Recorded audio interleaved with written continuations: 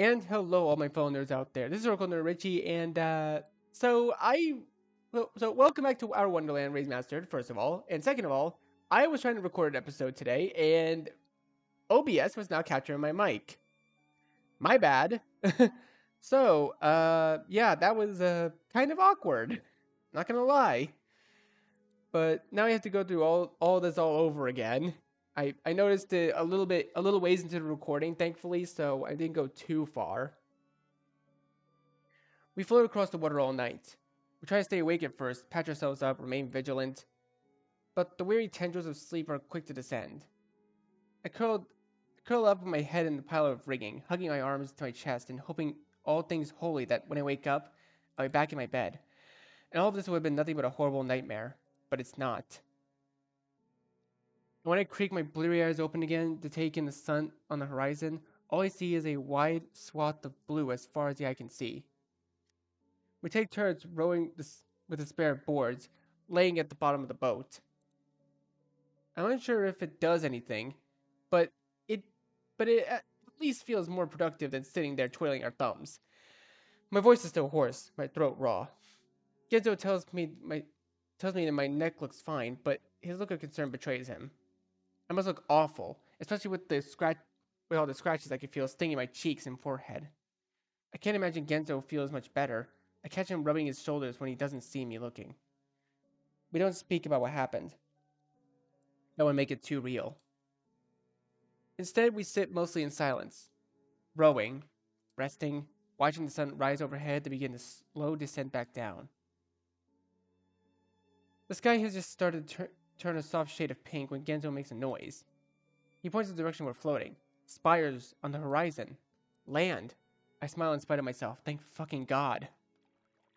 We both set to rowing now, anxious to be back on solid ground despite the fear of what might await us. Nothing could top what just happened at this point. Right? Right. The floating spires turn out to be attached to a castle. A large castle. And as we now row closer, it looms all the larger, soaring walls, giant towers, twisting walkways, the glittering red peaks, surrounded on the outside by a wide moat, and even further out by the red and orange roofs in the small castle town. Genzo whistles between his teeth. Quite the hunk of architecture. Was there ever a castle here? I asked softly, and I feel myself becoming much smaller in its shadow. Don't remember, but that's not saying much. I chew on the inside of my cheek. There's no flashes of memory here, not like back in the village. But we're quite a ways from the cottage now. We might never have come out this far before. There's a scraping rumble beneath us, and the boat slows to a stop. We've hit land. There's no dock or pier here. Instead, the lake simply glides up against the bank, almost like some kind of grassy beach. We pop out of the boat into ankle-deep water, drag it the rest of the way, not wanting it to get swept back out of the water, unless we need another quick escape. My feet squish inside my shoes. It's getting pretty dark now, and I'm not too keen on walking around this place at night. Maybe there's a place we can shack up in town. Genzo's rolling the legs of his pants back down around his ankles. I simply nod. A soft place to lay our heads would be a welcome respite at this point. So I lead us up the hill in the direction of the buildings we saw earlier. It's not far. Already I can see what looks like fishing shacks just up the bend, and past that, a cobblestone road leading to the town proper. I put my head in an open door of one of the shacks. No one there, and no one traveling on the road either. It's almost eerily quiet. Ding dong, anyone home? Genzo knocks on another one of the doors. He shrugs to lack of reply. We follow the road towards what seems to be the center of town, and more buildings lining on our either side. But even here, the paths remain empty. The windows of the buildings are dark. The only sound is the fountain in the middle of the square, tinkling away. I know I've got a bit of a reputation, but I didn't think it was that bad. This feels weird. I think it's pronounced fucked up. I looked to the left. Two buildings looked like stores sit silent and motionless. Hastily scrawled closed signs hang askew from the doors. I looked to the right. The dark windows of a small cafe stare back hauntingly, its outdoor seating area devoid of life. I'm gonna try something. Genzo cups his hands around his mouth and he takes a deep breath. Genzo, no! I hiss and grab his arms. What? He shows me a look of confusion. But suddenly, for some reason, making noise seems like a really bad thing. The whole back of my neck is tingling. I turn my hand, straining my ears. Footsteps. Marching. Footsteps. Far away now, but getting closer. We need to hide. I promptly yank Genzo off towards the gap between the two nearby buildings. We hunkered down from in the shadows with our backs to the wall, waiting, listening. The footsteps are close now. And that rhythm, it's sharp and methodical and perfectly in time. I already know who's going to appear from around that building. A battalion of rabbits marches into the square, 2 by 2, ears jouncing, eyes twitching, and boots smacking the ground in harmonized cadence. Jesus, I hear Genzo whisper beneath his breath. I press my back even tighter against the wall. The rabbits come to a synchronized stop in front of the fountain. It's not the same battalion as before. That much I could tell. Their leader, at least, doesn't seem quite as jumpy. The rabbit in question procures a folded sheet of parchment from within his armor, unfolds it, coughs, then squawks. Chanticleer Ellens, you are hereby under arrest by order of the king. You are to surrender yourself peacefully. Failure to do so will be understood as treason to the crown and will be forced to use whatever means necessary to detain you. Another cough. He lowers the paper, looks around. The square is still empty. He scowls and rolls his eyes. Search the houses, he belts, and returns the paper to the slit of his armor. The other rabbits set into motion immediately, each of them darting off towards a different house. They don't even bother knocking. They slam the doors open with their shoulders and disappear inside. Their frenzied stompings is soon mixed with frightened yelps and screams. There are people inside. I gulp and clench my eyes shut. That just makes it even more terrifying, so I open them back up, gaze drifting shakily between each of the open doors. A high-pitched scream bites through the air. Found her, sir. One of the rabbits emerges from the house of the inner side of the square.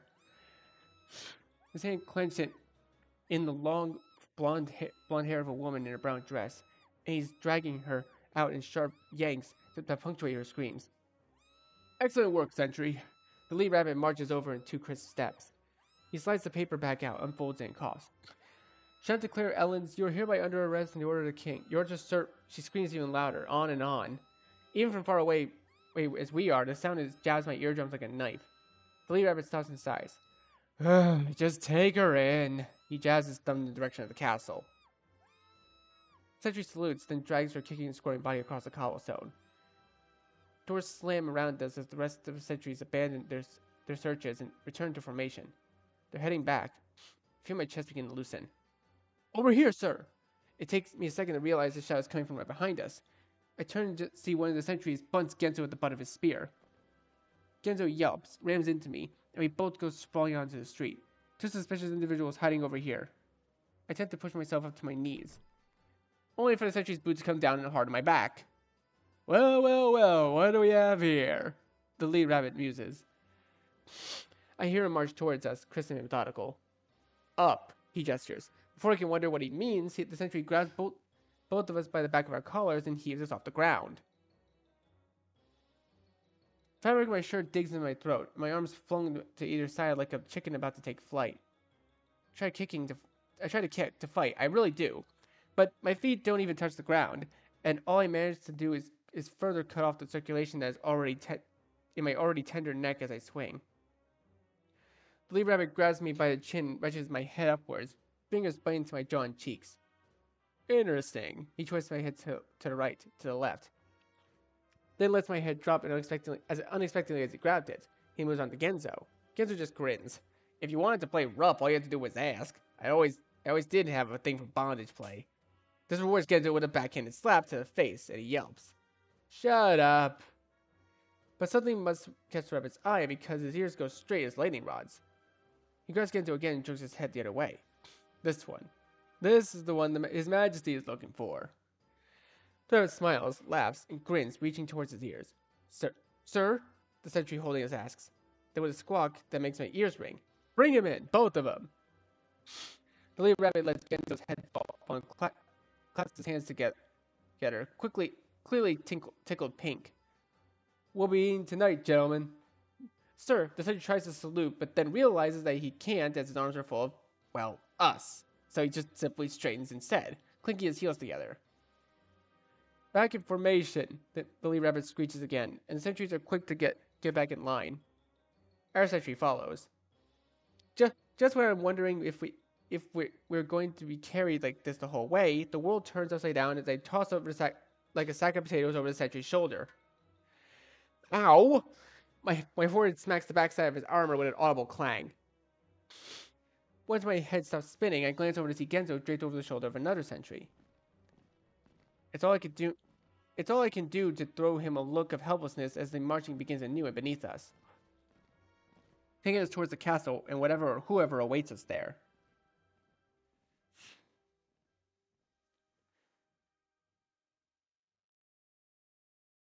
Oof. Damn.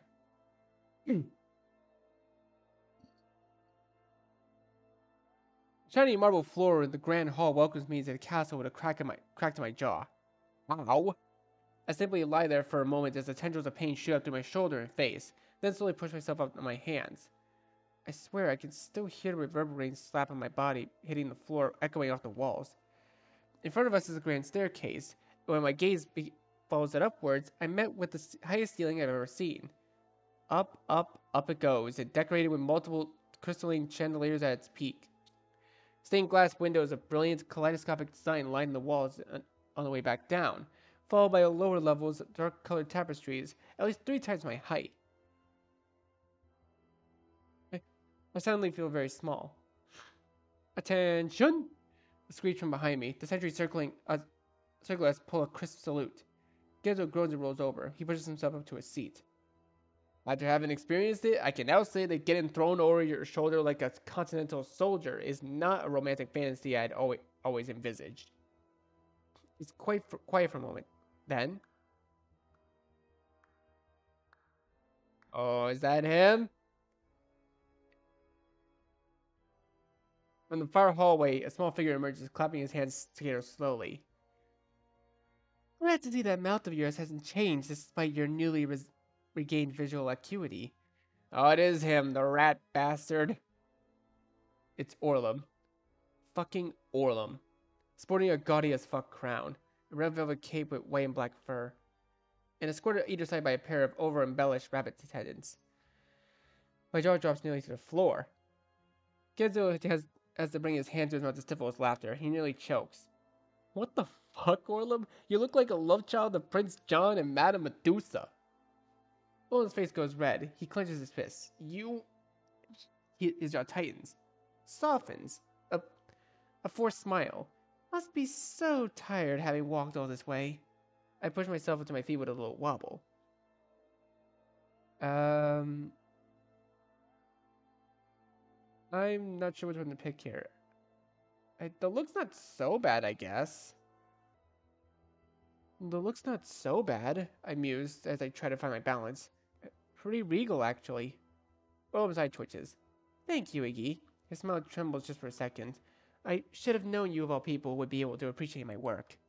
I take a step forward for stability, only for near a sentry to thrust his spear right in front of my stomach. I jerk backwards with a stumble that almost sends me back to the floor. Now, there's no need for any of that. Orlum spreads his arms. These are my guests. I want you to treat them with nothing but the utmost respect. He glides towards us, little cape fluttering. The sentry pauses, but ultimately retracts his spear. Orlum tuts beneath his breath. He brings his hand up to fix my collar, brow rising momentarily at the sight of my throat. Dear, he shakes his head, then again. Dear, you really are a mess, aren't you? What have you been through, you poor thing? I run a hand through my curls awkwardly. A lot, is all I can say. His hand goes to my cheeks as he clicks his tongue. Come, I demand you get cleaned up. Then, we feast. Surely that will have your better spirits, no? He gives my cheeks a little clap with his fingers, then throws an arm around my shoulder. I mean, Sure. Genzo huffs to his feet next to me and straightens his hat. Who died and made you king, huh? I feel Orlem's fingers dig into the skin of my arm. But he just smiles that off-kilter smile of his, laughs, every syllable perfectly enunciated with identical cast in between. Wouldn't you like to know? Rat bastards at it again.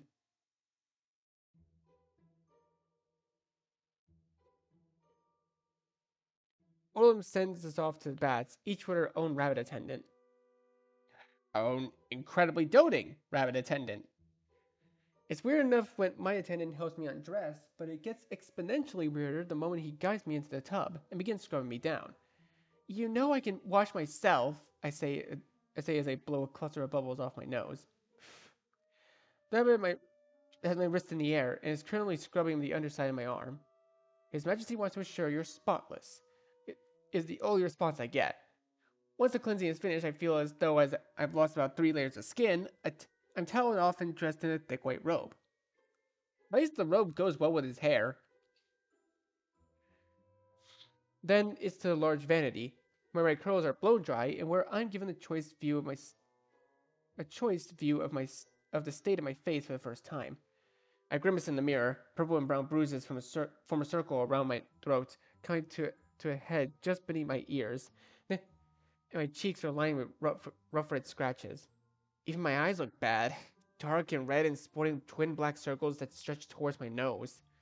My attendant finishes brushing my now fuzzy hair, and I place my glasses back on my nose, thankful their thick frames hide some of the damage around my eyes. There's a knock on the door, and another rabbit enters the room holding a neatly folded set of clothes. It takes me a second to realize they're my own. Wait, when did you? They've been cleaned and dried and perfectly pressed. I have no idea how. I couldn't have been in the bath longer than 20 minutes. My attendant, of course, has no inclination of letting me dress myself. I raise my arms, he tugs my shirt over my head, smoothing it carefully across my front and back, then tugs me into my pants and cinches the waist tight with the clasp. My fear of doing something wrong and everything going to hell supersedes the severe discomfort for the whole situation. Once I finally finish, my attendant leads me back to the hall. Genzo and his attendant emerges from the door on the opposite side, at almost exactly the same time. He looks disturbed. Was that the weirdest fucking thing that you ever experienced, or did they do something different to you? He hisses at her as our attendants guide us back downstairs.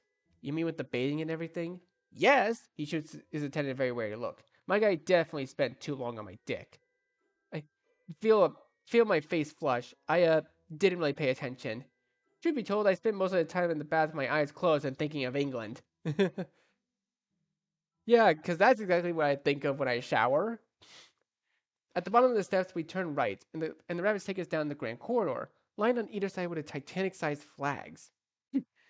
Each one we pass is darker shade of red, leading to a giant set of double doors at the end of the hall. Two more rabbit attendants step to the side as the door opens on their own like magic, revealing an enormous golden ballroom. And at its center, a long table piled high with some of the most opulent food I've ever seen in my life. Plump roasts, golden rolls, buttery pies, cakes with more tears than I can count. And colors, so many colors, bright and vivid with all this steaming hot and sitting atop brilliant bronze tableware that gleams in the light of the chandeliers. There's even a real working fountain pumping out what looks like pints of liquid chocolate? My eyes practically bug out of my head. Next to me, Genzo makes a sign of the cross in front of his chest. Forgive me, Father, for I have sinned. Feast for the eyes, no? We spared no expense, a laugh. Not that we need to. Genzo twitches. Do you really have to do that creepy coming out of the shadows thing like some kind of fucking rodent? Orlum just smiles, his already heavily lidded eyes squinting further in amusement. I get to eat like this every night, but I'm sure it's quite a treat for the both of you. Yeah, we're really impressed with your ability to wish your way into power, Genzo rolls his eyes. Orlum ignores him. He ambles over and throws his arms around both of our shoulders. Gentlemen, it's been so long. Can't we just enjoy this evening of opulence together? The night is still young, after all. Let's live like kings, or as close to it as you two will ever get. Genzo winces, but allows him to be guided towards the table all the same. It's a rather tempting sight. Like, the only thing that looks tempting is the mashed potatoes, at least to me. Because I know all the context nowadays. We're seated on either side of the table, more sets of rabbit attendants scurrying to ready our chairs. Orlin himself sits at the head of the table in an extravagant throne that looks like it could fit 5 of them inside of it. Or perhaps sits isn't the right word, more like lounges. He leans back amongst the pile of cushions and blankets lining the seat, chin balanced on his palm. Then raises his arm in the air and snaps his fingers. One of the rabbit attendants waiting inside at the far door darts over and places a golden wine glass in his outstretched hand, then immediately fills it. Owen swirls it, takes a sip, glances at us, both simply watching him in awkward disbelief. He waves a hand in exasperation. Eat, eat! I snap my head back towards the food. I am hungry, famished even. I haven't had anything to eat since arriving here. Reach forward to begin grabbing some of the best looking items off the table, filling up my plate. Genzo snorts as he forks a giant slice of roast and rips half of it off with his teeth. You sure got everyone whipped around here. I mean, what do you expect? I am the king. I can do whatever I want, and no one's gonna stop me. He takes another gulp of his wine. It feels good to be respected for once. I spoon a dollop of buttery potatoes into my mouth. My mind goes immediately to the town outside. That woman we saw dragged screaming from her home. A little iron-fisted, isn't it? I shrug. I needed discipline. You should have seen this place when I arrived. Nothing but chaos, anarchy. No one to keep the masses in line. This is followed by a smirk. I'm making great progress. Oh, I get it. No one likes you, so you have to force them to like you. Should have expected no less from you, Big O. Orlin twitches, but otherwise doesn't react. He leans forward with the ever-present smile. Wine, gentlemen? His arm goes up before we have a chance to respond, and Nurse Snap sends 2 rabbit attendants to the table with ready glasses to serve us. Oh, sure. Don't mind if I do. Gizmo probably downs half his glass in one gulp. I sip slowly on my own, washing down a chunk of what seems to be bacon-wrapped asparagus. My gaze goes back to Orlum. He's watching Genzo, staring at Genzo, leaning forward, chin in his hand, grinning from ear to ear. His eyes follow Genzo's every move from the moment of the wine glass, from the mouth to the table, to the forkfuls of cottage pie shovels in his mouth. Something inside me deep down beneath my bowels sparks twists and strange discomfort. Orlum picks up a fork and uses it to cut off a small piece of bright red meatloaf. He jabs it into the tines, then floats it to Genzo's direction. Try some of the loaf. Genzo wipes the pie crumbs off his mouth and gobbles the piece in Orlum's fork without question, then sets to his bowl of stew. He serves up a spoonful and raises a finger, still chewing. None of this negates the fact that I think you're a conniving douchebag, you know. Just that I'm really hungry. I wouldn't have it any other way. Orlum places the fork back down, his hands in his cheeks like a pining lover. Another lightning like jab in my gut. As hungry as I am, I'm having a hard time fighting the constricting twist in my stomach. I think I remember seeing the first option last time I played. You know what? I feel like being a bit of a dick. I feel like being a douchebag right now. As usual when faced with an uncomfortable situation, I try to divert everyone's attention with a not so well placed joke. Gee, you two, why don't you get a room already? I force a chuckle. Gizmo twitches, lips pulling back in a grimace. He begins sawing wordlessly at his steak. Tom, on the other hand, shoots me a glare. What? Say, huh? I bring up my hands in confusion. Always a kidder, are we? Willem's eyes widen. God, sorry. I draw my gaze. Just trying to make the conversation. Then take to my food, spearing an egg over the top of my potatoes, then watching the yolk run across the folds. Maybe if you two wouldn't be at each other's throats all the time. At each other's throats, Genzo snaps. More like if this fucker wouldn't be an obnoxious jackass all the time. Oh, it's my fault, is it? When you're the one who thinks his shit smells better than anyone else's? What did I ever do to you, huh? Now Genzo springs to his feet. You existed. You ever thought about that? Just the sight of you makes me nauseous. Guys, holy fuck. I jerk away halfway up on my chair, waving my hands. Can't we just calm down here? I can't help but notice that the nearest rabbit attendants have moved closer to the table. Ginzo turns away with a huff. He slumps back down in his chair, chewing slowly on the food he's still in his mouth. I throw a glance at Orlum. He's still sitting there, jaw clenched, fingers tight around the wine glass. For just a moment, I swear I see water glinting in his eyes. Then his earlier smirk returns. I see him throw a pointed glance at the nearest rabbit attendant. He nods his head, and the rabbit moves back towards the previous position near the door. Yes, there's no reason to bicker. Civility is stability, He swirls his wine and takes a sip. I press my lips together in discomfort, now wishing I hadn't said anything at all. So, Orlum, I start, wiping off my mouth with a napkin. What's your plan then? You just gonna stay down here? Orlum rests his chin in his hand almost lackadaisically. Oh, I don't know. Just playing it by the ear, I guess. It's not like anyone's gonna miss me up there. And there's just, so much good I can do here. Crush things. Why indeed, I mutter to myself, disguising my words with my wine glass. I cough. But have you looked into how the door opened in the first place? You obviously have quite a bit of reach down here. You could be looking into what's going on, searching for bucks. Orlum blows a raspberry. Sounds like a lot of work. He raises his wine glass above his head, slowly spinning it back and forth. Besides, if Bugs is down here, she must not want to be found. I certainly haven't seen any traces of her, and neither have any of my men. Genzo guffaws. If I were stuck down here with you, I'd steer clear too. More wine, Genzo? Orlum asks lazily. Does a chicken have lips? Another snap of his fingers. Then a rabbit attendant returns to the table with a newly opened bottle of wine filling up Genzo's glass. Despite the blasé response, his words do give me pause. Orlum's rabbit guards seem to be everywhere. They've never run into Bucks, maybe she really isn't here. But that just doesn't make any sense. Something wrong, Iggy? Orlum leaning towards me this time. Not enjoying your food? I give a little start. No, it's not. Run a hand through my curls. Tiny chunks of sweat beginning forming on my forehead. Just not feeling super hot, I guess. Maybe I need to lie down for a bit. Of course. You've surely been through quite the ordeal. He snaps his fingers again. Guards, take Ignatius to the room we've prepared. He needs his rest. Two guards emerge from the main doorway. They march over and pull my chair away from the table. I stand up somewhat hesitantly and throw Genzo a look across the table, still chomping away happily. Catch up with you later, Riggs. Yeah, okay. Sleep well now, Orlum waves. The guards lead me into the ballroom and back to the hallway. My head is really starting to feel fuzzy now.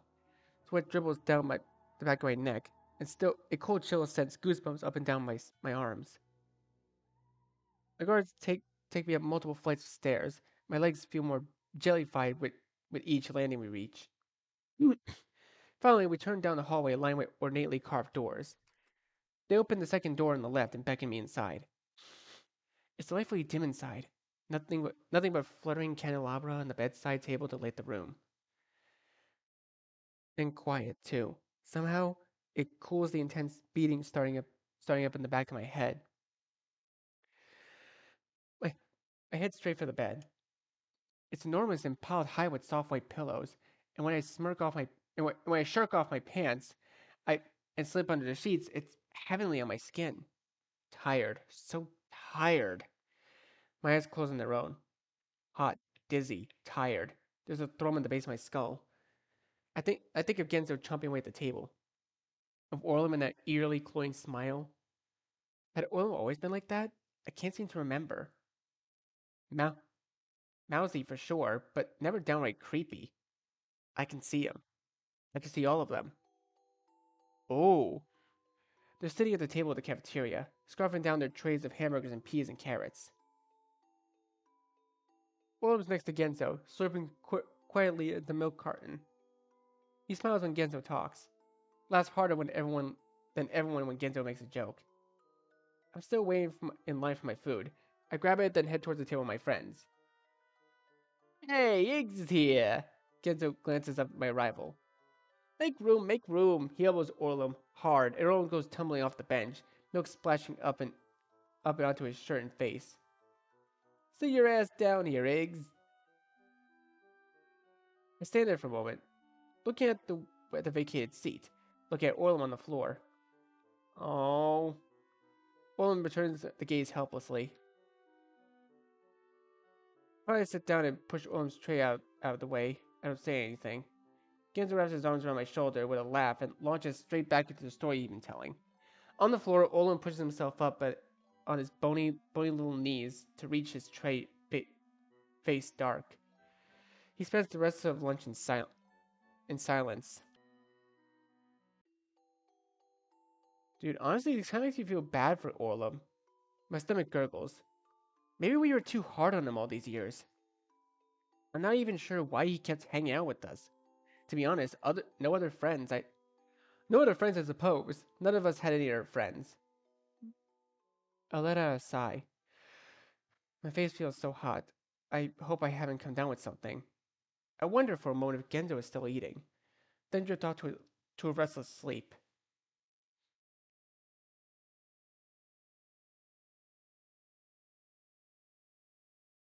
What do you want, Iggy? What do you wish for more than anything else in the whole world?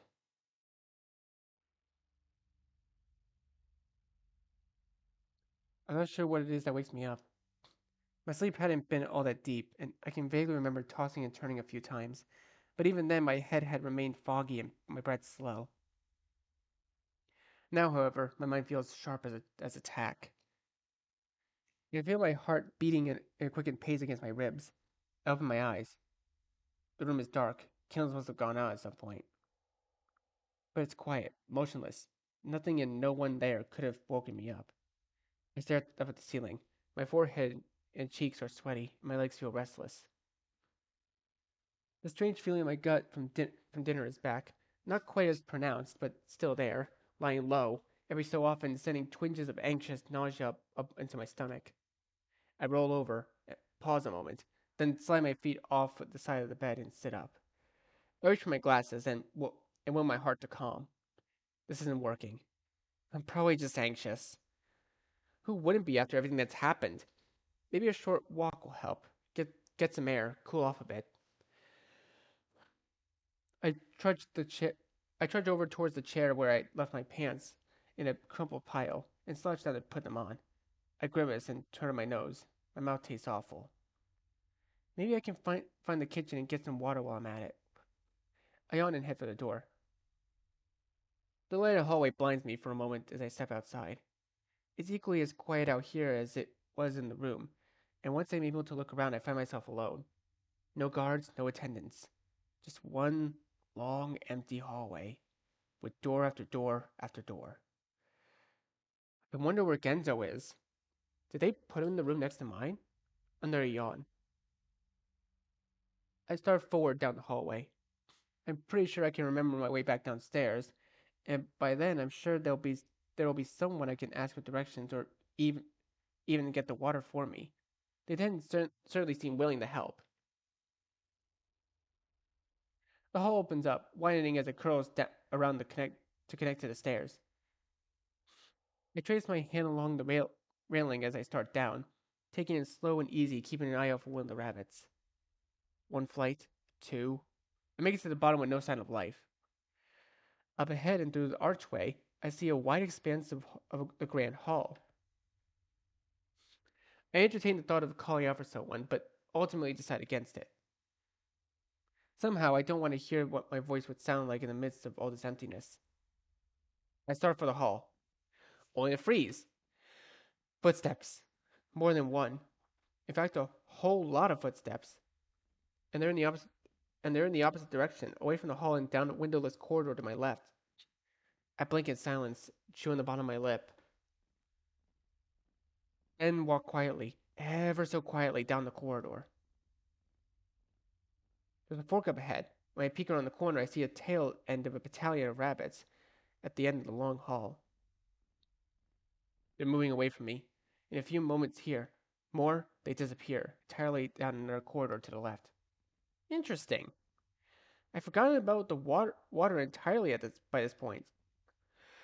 A sparkle of unease in my gut has gotten stronger, and now it's pulling me down that hall after them. With a final grim glance behind me, I follow, silently, stealthily, but quick enough that I don't potentially lose them around whatever twists and turns await. I make it next to the next corner, pause, then chance a glance. Nothing. They're gone. I pull back, furrow my brows. I check a second time. Still nothing. I pull away from the wall entirely, creep closer. There aren't any forks or hallways to turn down, just one straight track leading to the far wall. And yet they've simply disappeared? I scratch my head. Well, that was weird. I step towards the wall, placing my hands against the stone, but it feels solid. At least as far as I can tell. I give it a frustrated slap. Then, with a low rumble, it moves. Whoa! Oh, oh, I think I may have found a teeny tiny bug. But yeah, there's the little detail here with Iggy's bruises. They seem to shake separately to Iggy himself. That is so weird. Like you just squint your eyes and look at it. It's so weird. I step back with a start. First, it moves backwards, as though recoiling from my touch. Then, with a grinding creak that rattles my jaws, it switches gears and pulls off in a way to the right, leaving behind a neatly stoned tunnel in its wake. Guess that explains that, I mumble out loud without realizing it. The tunnel appears as dark at first, but I can see light further down. Despite my misgivings, I can't stop at this point. I'm in way too deep. So I push forward into the darkness, one hand on the wall like some kind of guardrail into the unknown. First thing I notice is the smell. It makes my nose twitch, curl upwards. I don't even know how to describe it. Like a stew that's been on the pot for too long. Everything's starting to congeal. The further I walk, the stronger it gets. Plugging my nose doesn't help. It's in my lungs now, going back through my mouth like a damp towel on my tongue. Stop for a moment. It's starting to make me dizzy. But I wipe the clammy film of sweat from my forehead and neck and keep going. Alright. I know this is... Oh wait! Current playtime. It changed to 0-1. Okay. Well then, I think this is actually a good place for us to save right now. So, thank you guys so much for watching this video. Be sure to leave a like, comment what you think, share this video with your friends, and be sure to subscribe, click the bell so you miss a single notification. And I'll see all of you in the next video. Goodbye. You say you wanna try, but you never do. Sugar, there's a reason